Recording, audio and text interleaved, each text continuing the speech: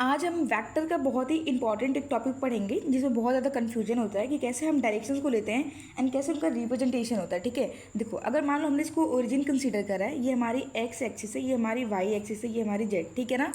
तो x axis को represent के लिए सपोज एक वेक्टर ले रहे हैं हम, ए वेक्टर, ठीक है। कोई ए वेक्टर हमारा है जो कि एक्स वाई जेड तीनों प्लेन में, ठीक है, परपेंडिकुलर है। तो अगर ए वेक्टर का पोजीशन लिखना है तो हम किस तरह से लिखेंगे, ठीक है। उसके पहले हम एक चीज़ जान लेते हैं कि देखो जैसे हमने पढ़ा, हमें पता है कि ये हमारा एक्स है, ये हमारा वाई है, कोई पॉइंट यहाँ पे है, ठीक है।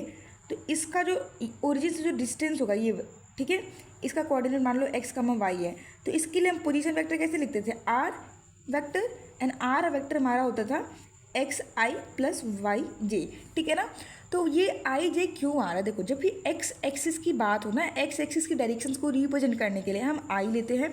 सिमिलर वाई एक्सिस की डायरेक्शन को रिप्रेजेंट करने के लिए हम जे लेते हैं, और जेड एक्सिस के लिए के लेते हैं, ठीक है।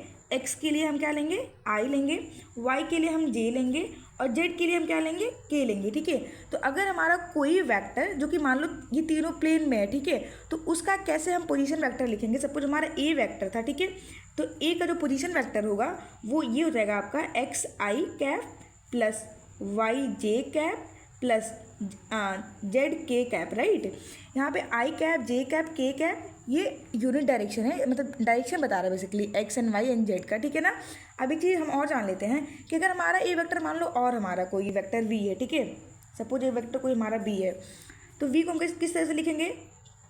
मान लेते हैं उनके जो एक्स एंड वाई जो और जेड पे जो उनकी डिस्टेंस है या जो पोजीशन है बेसिकली वो ए बी सी है, इस तरह से है। तो आपका हो जाएगा ए आई प्लस बी जे प्लस सी के, राइट, इस तरह से।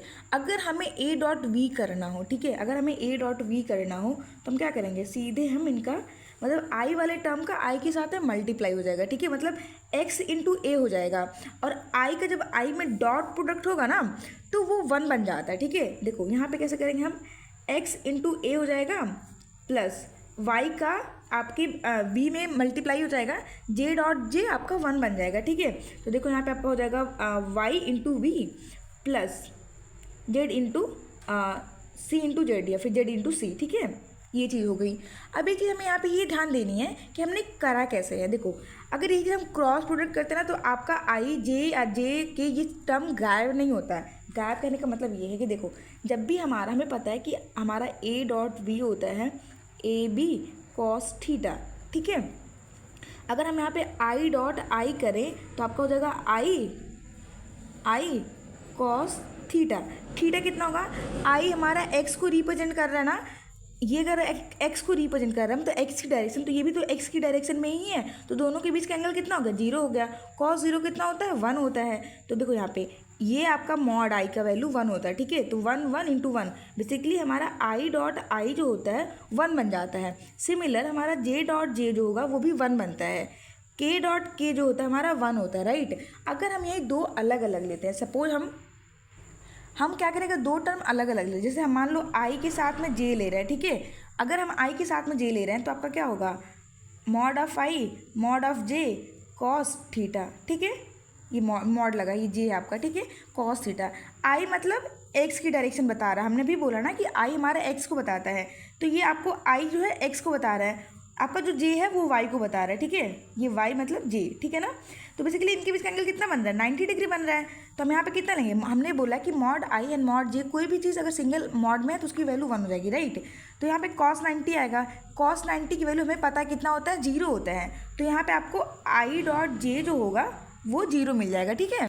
सिमिलर अगर हम आई और जे का हो गया, अगर हम इसको जे डॉट के करें तो आप डायरेक्टली बिना कैलकुलेट के डायरेक्टली बोल सकते हो कि इसकी वैल्यू भी जीरो होगी। या हम अगर आई डॉट के करें तो भी जीरो होगी, क्योंकि हमारी तीनों एक्सिस जो हैं, ठीक है, आपकी एक्स हुआ, वाई हुआ, जेड हुआ, ये दोनों आपस में परपेंडिकुलर होती है 90 पे, ये दोनों आपस में 90 पे होंगी, ये दोनों आपस में 90 पे होंगी, ठीक है, तीनों एक दूसरे से 90 पे ही होती हैं, ठीक है।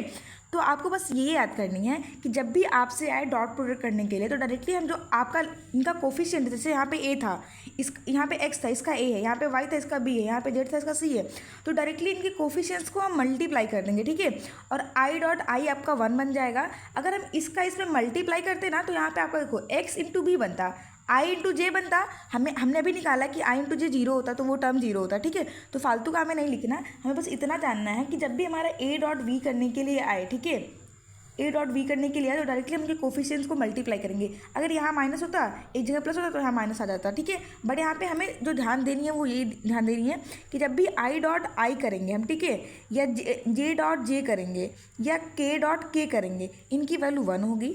जब भी हम आई डॉट जे करेंगे या जे डॉट के करेंगे या के डॉट आई करेंगे, ठीक है, इनकी वैल्यू हमारी 0 होगी, ठीक है ना।